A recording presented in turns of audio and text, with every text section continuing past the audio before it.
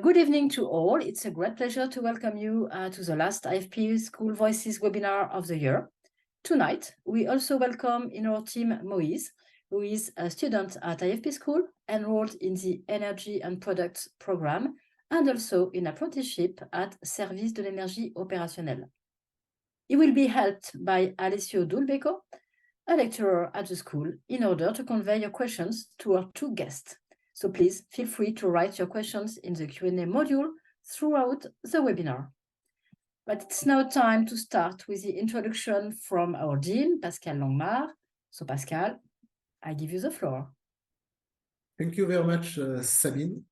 Dear alumni, students and colleagues, I am very pleased to open this IFP School Voices webinar, dedicated in priority to our graduates, students and colleagues from IFP Énergie Nouvelle Group. All the trends in the energy and also in the mobility sectors can be discussed here.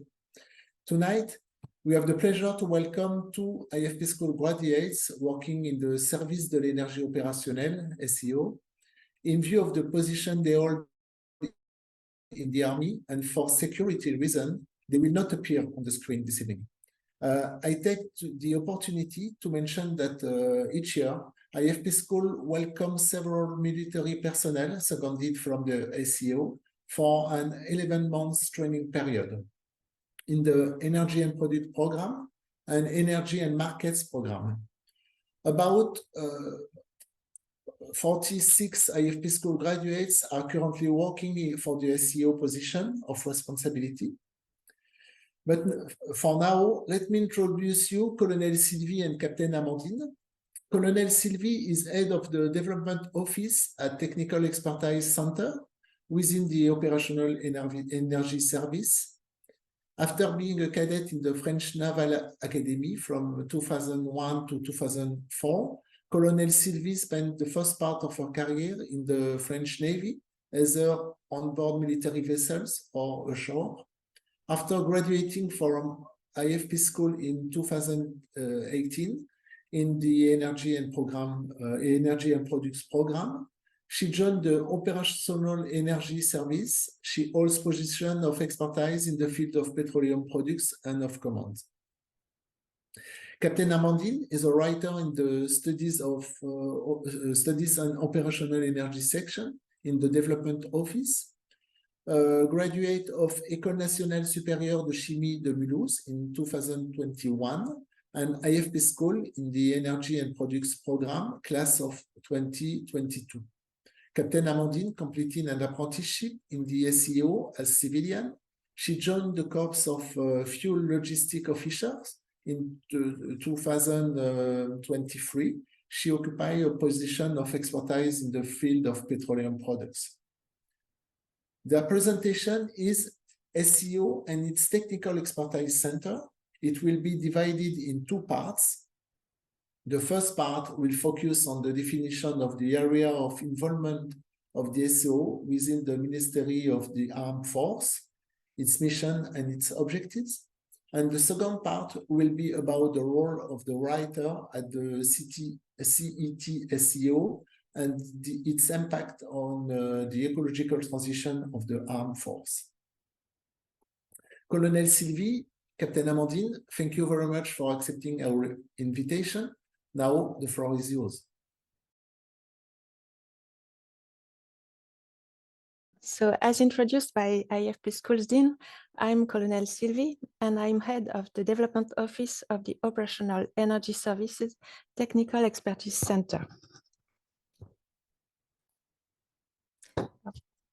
I can't shift the slide. That's okay. So first, I will give you a quick overview of the Operational Energy Service that I will call SEO from now on using its French acronym. And then I will present the center where Captain Amandine and I are, the Technical Expertise Center that I will call CET SEO hereafter.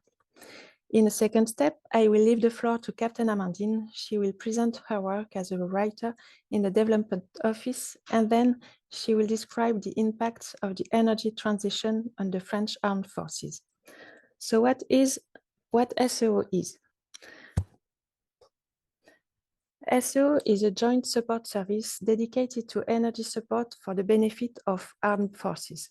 We are directly subordinated to French Joint Defense Staff. Main SO missions consist in being able to supply, store and deliver petroleum products anytime, anywhere to the armed forces. Then, to ensure energy support, SO has developed over the years an expertise on a wide range of fields such as infrastructure, equipment, and product expertise. To give you some examples, SO manages the construction of its own fuel depot, specifies and buys its own petroleum tank trucks, specifies its own petroleum products, and controls them during their life cycle. And recently, SO missions have been increased to include operational energy or alternative energy. By alternative energy, I mean non-fossil fuels that are necessary for the armed forces mobility and that are also necessary for certain power generation equipment, especially in foreign military operations. Indeed, even if the French armed forces represent less than 1% of the global energy consumption in France, they are highly dependent on fossil fuels and hydrocarbons. So, in this national context of ecological transition, the French Ministry of Defense, MOD, had to make an energy transition too, and SO is fully involved in this process. Consequently, supply, storage, and delivery are now extended to include alternative energy. And SO participates in the French MOD energy policy and its logistics. This transition forces us to absorb the arrival of new non-fossil fuel fluids while ensuring that military equipment remains usable in all circumstances. It also forces us to train in new forms of mobility energy and to be a key player or leading player in energy resilience. And to achieve its missions, SO has adopted a functional approach based on three kinds of processes. First, one management process in red color, which is led by a quality management system.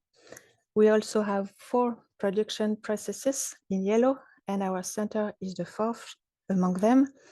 And then we have several support processes in green, for instance, infrastructure, training, finance and purchasing, etc. This approach enables us to provide a tailored response to the needs of the armed forces.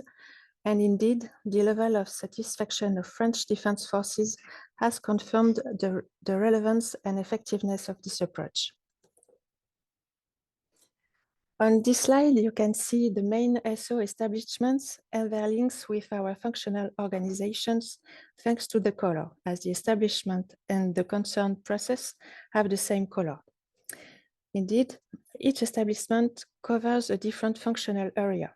For instance, our head office, DSO in red, is the management process.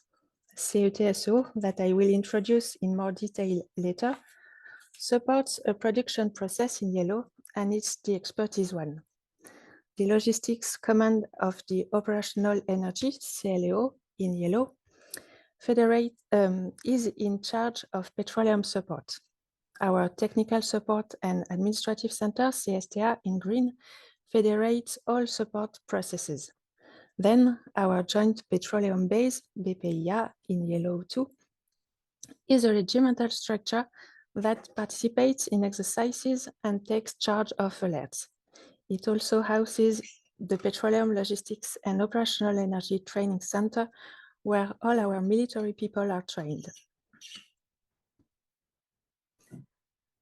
Now on this view, you can see where the metropolitan and overseas SO establishments are located. Our head office is near Paris. CLEO and CSTA are in Nancy. Our training center is in Chalon-sur-Saône and CETSO in Marseille. You can also see our fuel depots that are indicated by colored dots. They are categorized according to the customers they serve, I mean the Navy, the Air Force, or the Army. And most of them are air fuel depots, co-located with supported air bases. The other types are for the Army, the light aviation depots, I mean for helicopters essentially, and for the Navy, we have some naval aviation depots, and we also have our two major depots, two naval depots, located on the Mediterranean and Atlantic coasts in Toulon and Brest. On the map, you can also see the pipeline network that crosses France. Indeed, many of our fuel depots are supplied by pipeline. And we will now focus on our center. As we have seen just before, our center is located in the south of France, in Marseille, and it's an executing structure of the SRO Directorate. We encompass the expertise process, which means that the center is expert in the field of petroleum products and also petroleum-related materials and equipment. And since 1999, our center is accredited by the French Accreditation Committee, COFRAC, according to the ISO 17025 standard. COFRAC is the French equivalent of the American Association for Laboratory Accreditation, for instance. And at the moment, about 100 test methods are covered by our accreditation.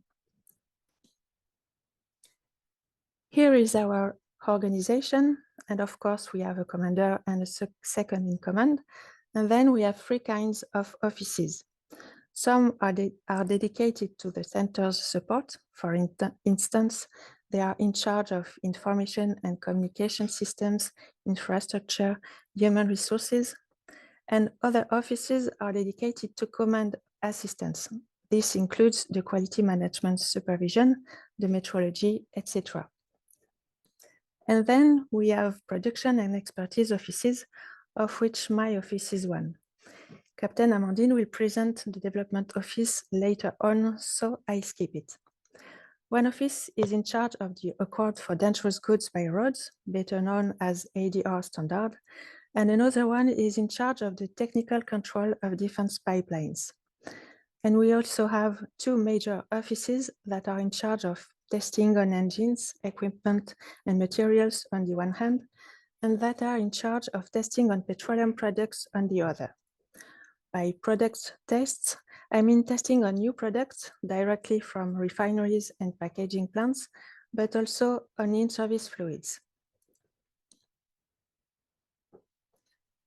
So concerning our staff now, at the moment, the center consists of 84 people with many different status, 12 to be precise.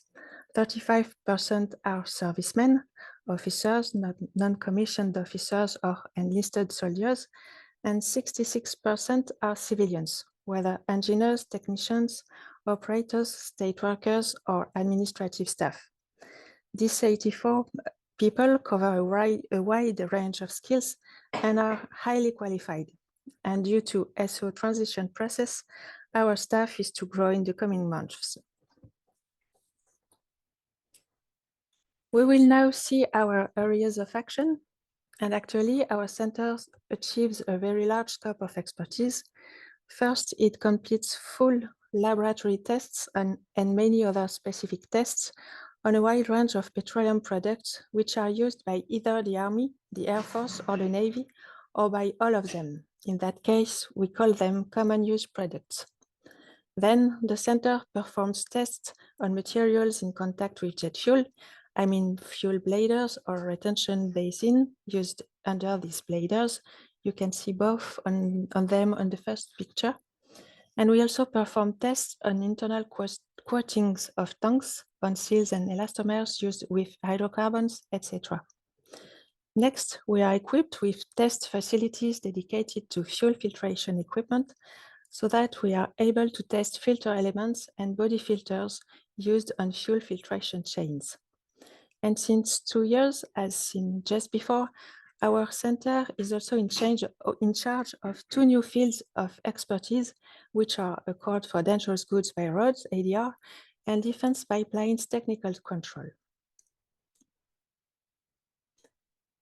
As the expert and technical advisor on petroleum products for the French MOD, our center provides its support to the armed forces on many different ways. This advice can concern products and materials suitability, especially for new equipment or when there are products or standards evolutions. It may also be based on specific analysis, particularly in case of doubts about the quality. It concerns technical investigations in case of incidents or accidents, recommendations of use after an anomaly, document writing assistance in order to help other SO establishments or even forces to write technical clauses, technical agreements, and all kinds of technical reference documents.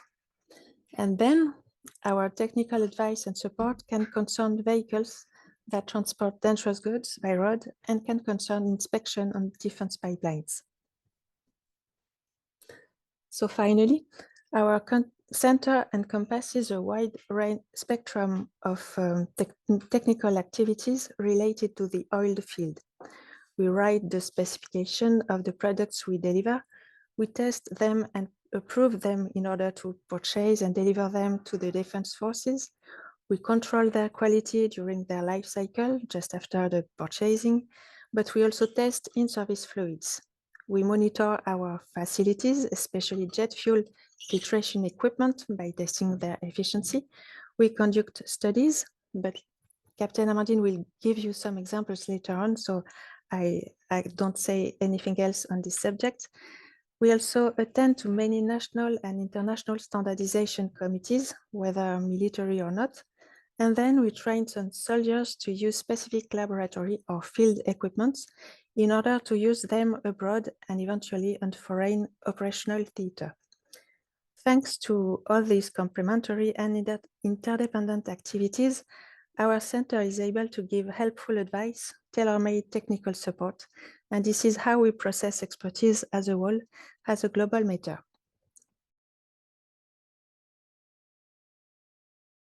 So, hello everyone. I'm Matai Kamwana Moïse, apprentice at the SEO, and I am now going to read the question asked to the host. Are you impacted by events such as refinery strikes, wars, or your supply networks allows to be comfortable? And what autonomy in terms of duration can your stores achieve?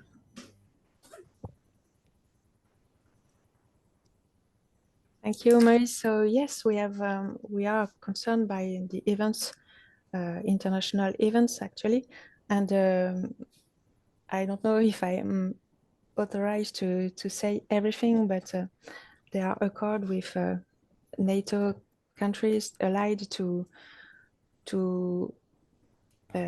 give some quantity of products to countries, and especially Ukraine, of course. And regarding strategic stocks, in France, we have about 90 days of autonomy in order to face the different situation we can encounter.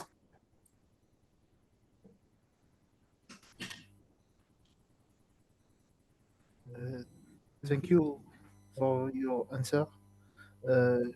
We have another question from Mark Valor.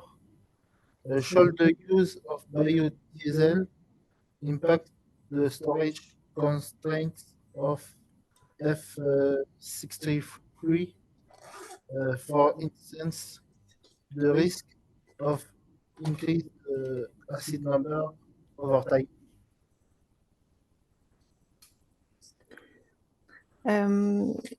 Actually, for F-63, we use biofuels that are more stable than fossil fuels. So regarding acidity, I'm not sure. This is not an information that I for one know, but we are conducting study actually to know what is the behavior of fuels, and especially synthetic fuels, during storage and during a long period of storage.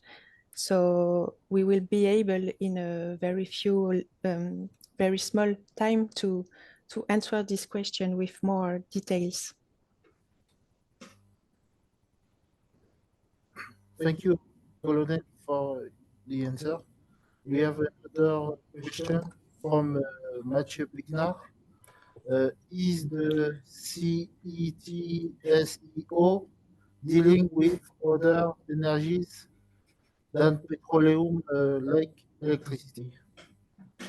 Yes, actually, we try to develop knowledge on batteries and hydrogen, but Amandine will present this more in details in a few minutes in her presentation. So I won't explain this too much now in order to keep the suspense for Amandine, for Captain Amandine. Thank you for the answer. We have another question from Vincent P. By definitions, conflicts will be force majeure. In this context, changes related to energy transition will seem a bit tricky. I cannot really see how fossil fuels could be transitioned. Now, where do you see the transition happening? I'm sorry, I'm not sure I really understand the question. I will repeat. Yes, please. By definition, conflicts will be force majeure. In this context, changes related to energy transition will seem a bit tricky. I cannot really see how fossil fuels could be transitioned now. Where do you see the transition happening?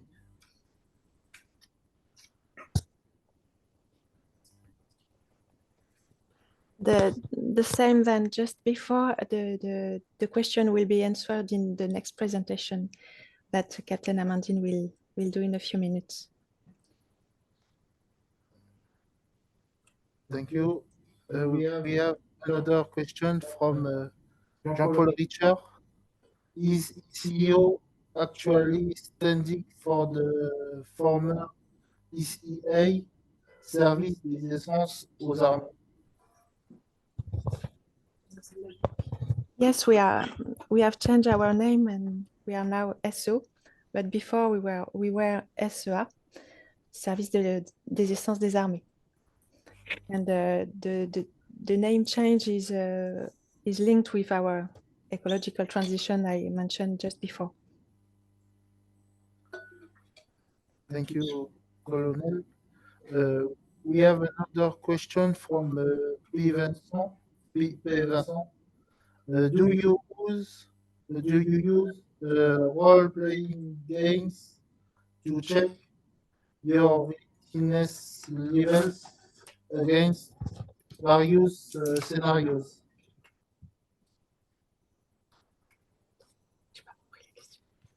Est-ce qu'on utilise des jeux pour simuler la guerre? Je crois que c'est ça.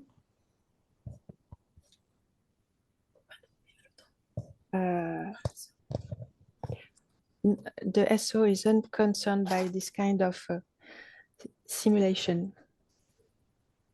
but at other level and of the French Joint Defense Staff and NATO, some simulation are done.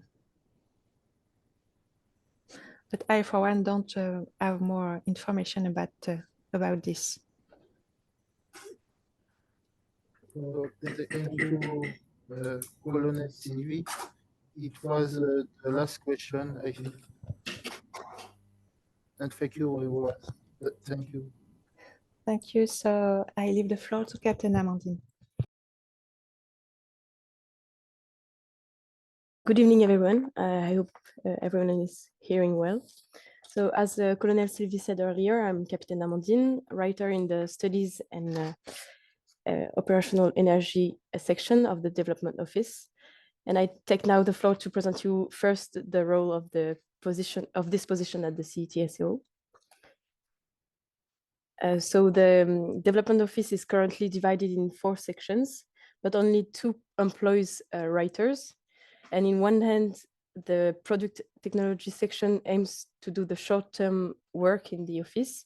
So the writers contact suppliers, manage the product approvals, do product recommendations, and give advices to users regarding SEO products during urgent requests, and finally assist to committees. And in the other end, the Studies and Operational Energy section aims to do the long-term work of the office. So the writers are in charge of the redaction of specification, instructions, circulars, and protocols. They participate in studies and technical works with other actors that can be industrial or actors from the MOD, the Ministry of Defense. They do technological monitoring and also assist to committees. So let's now look at the impact of the ecological transition for the armed forces. So as many other sectors, transport emits greenhouse gases, and the decarbonation of this sector is nowadays necessary.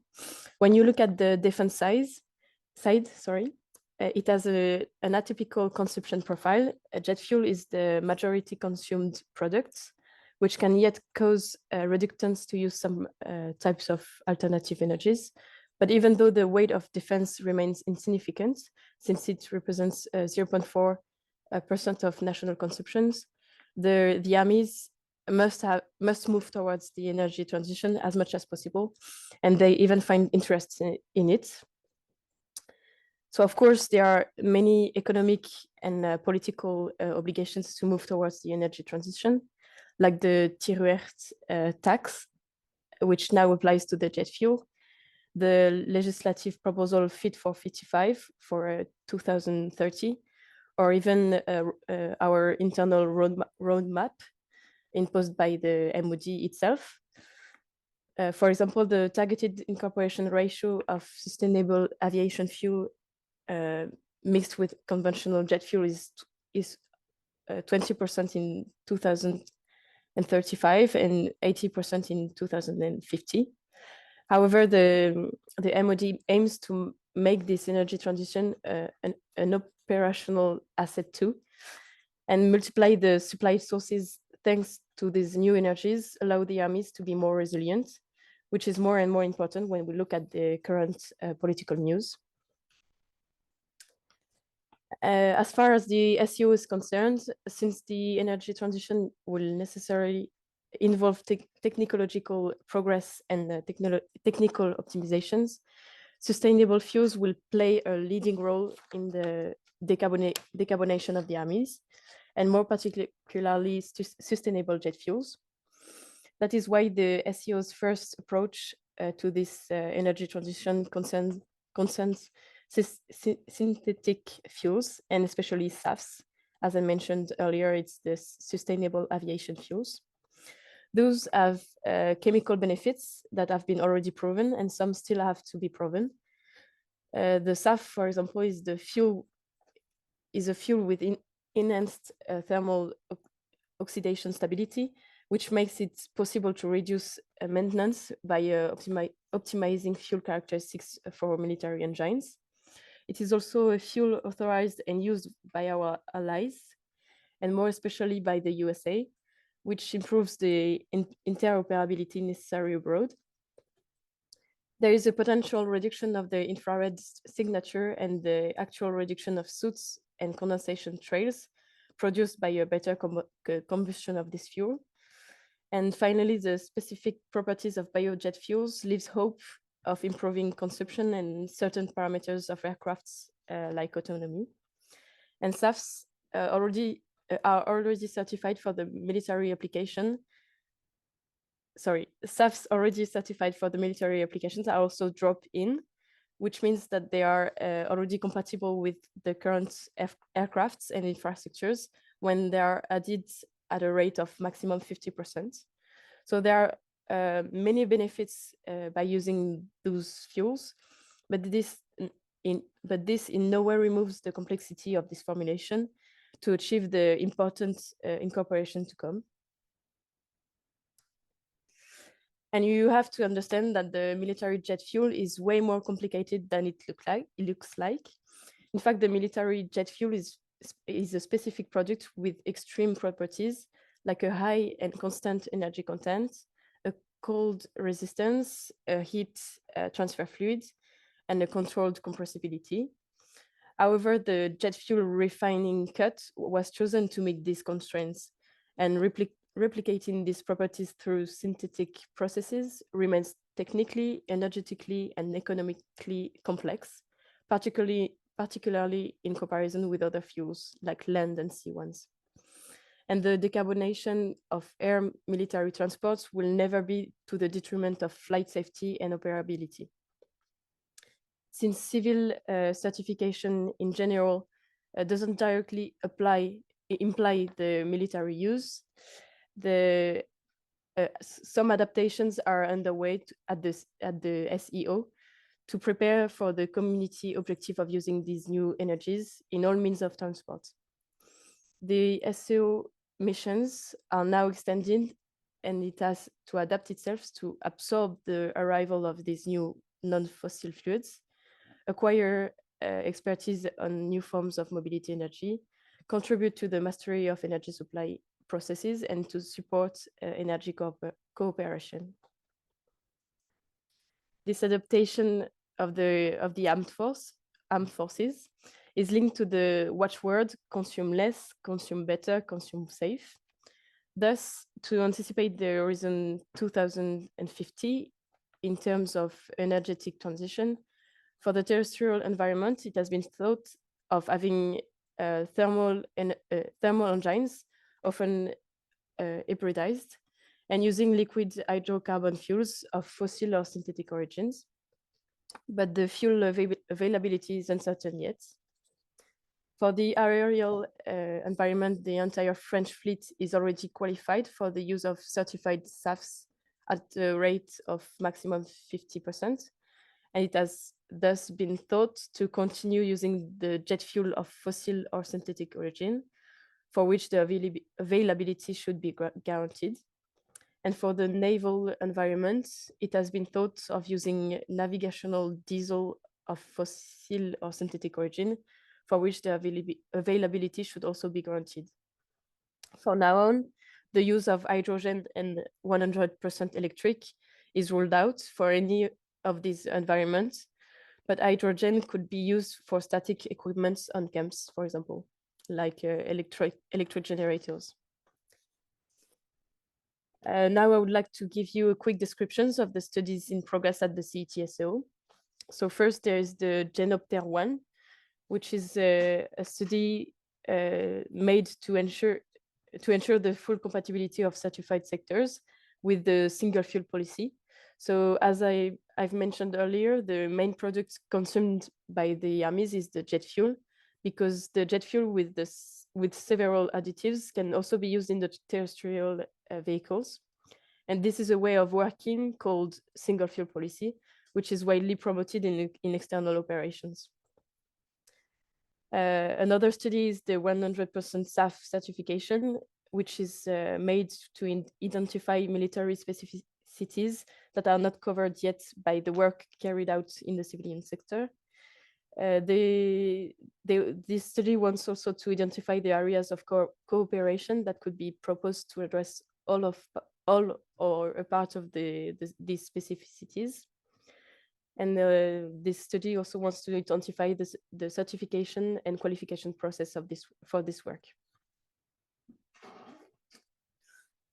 Another study regarding SAF is the storage stability of synthetic jet fuels, in order to verify that the fuel properties are preserved. And and other working groups and studies about biolubricants and SAFs are also on their way. And writers actively participate in national and international standardization committees relating to petroleum and alternative products to anticipate development and integrate military needs. So this is the case of the NATO Fuel and Lubricant Working Group, the Applied Vehicle Technology Committee, and the American Society for Testing Materials Committee.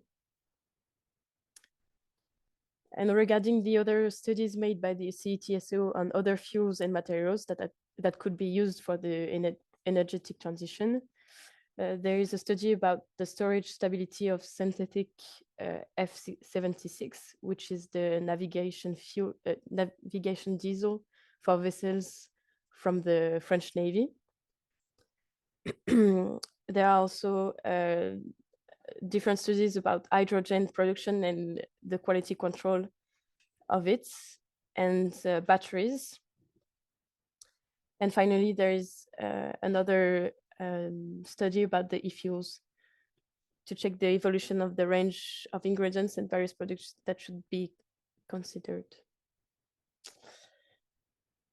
To conclude about all of this, so far the sustainable jet fuel is safe and controlled, since it's certified by the ASTM, authorized by the technical authority, which is the DGA or DGA, and used by the allies and controlled by the SEO and compatible with the SFP, the single fuel policy.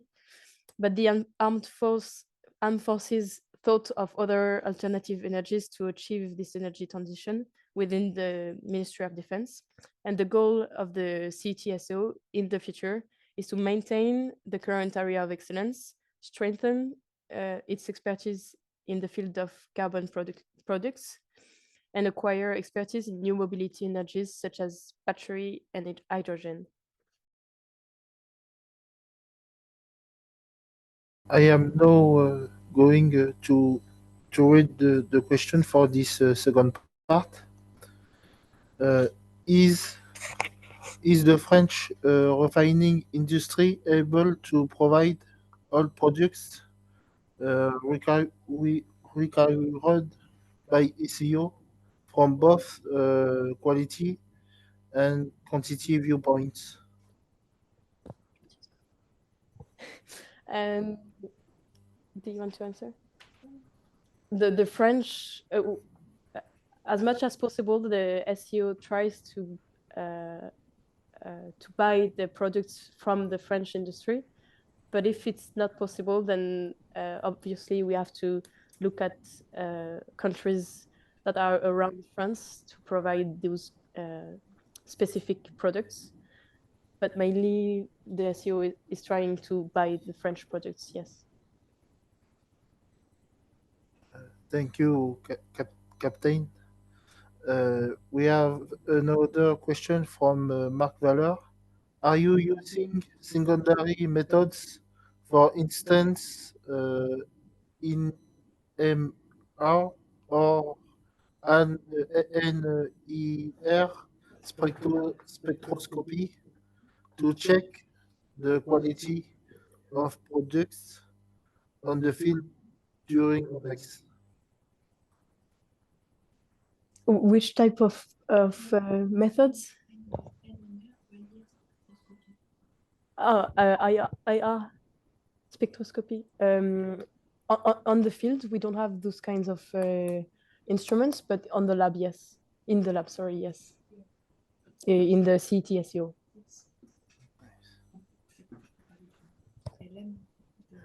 I don't know if you know the specificity of the CTSO, but there is a small laboratory that contains in a container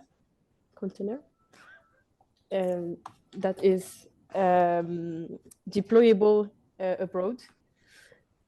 And this is the type of laboratory that we use in the on the field.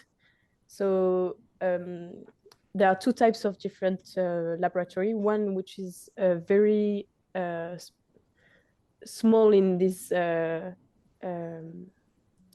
analysis, You only can do freezing points, distillation, MFP, micro distillation and freezing points, and a very small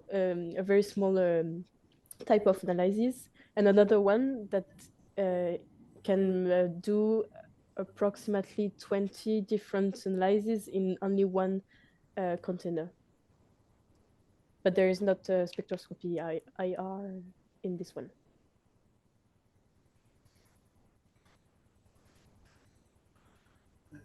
Thank you, Captain. We have another question from Mark Valor.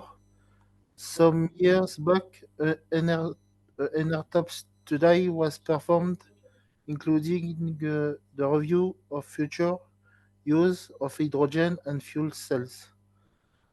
Has the outcome of the study been published? Is there a possibility in the future to use these source of energy on EV trucks, on EV dirty trucks, such as carapace or on tanks? For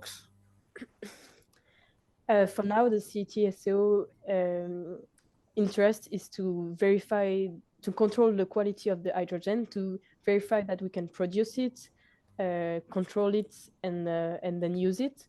But the application of the hydrogen in some vehicles of the armies will be decided by the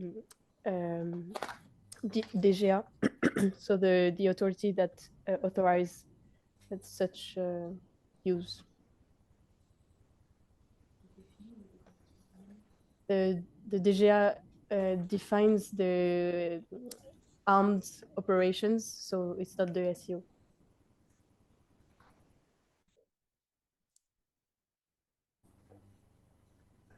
Thank you for your answer, Captain Amandine.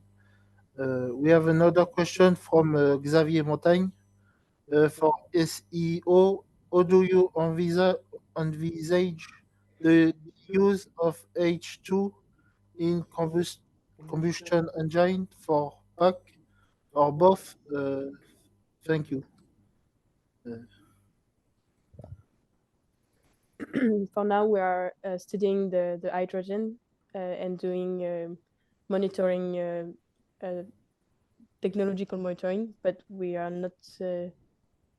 We can't say right now that we will use it in the future.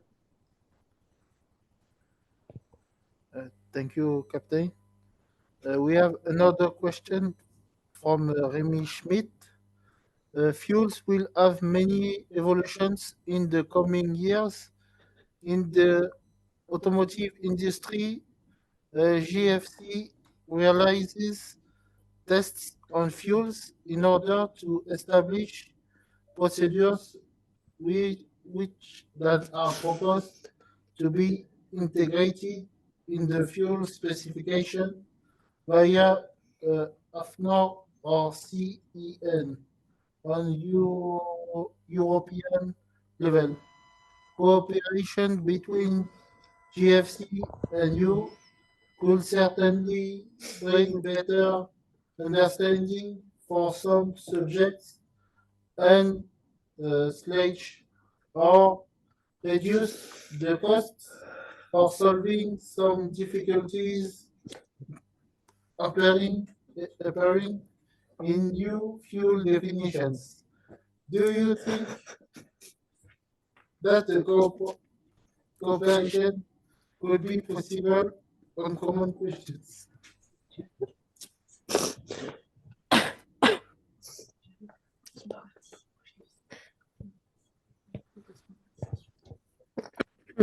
So it's already the case. We already participate to the AFNOR committees and to the GFC. During the whole year, we participate to a lot of committees, and a lot of them talk about this, and there can be international or national, military or civilians. Thank you, Captain. we have another question from Alexandre Keita. How much do you decrease the soot amount with SAF fuels?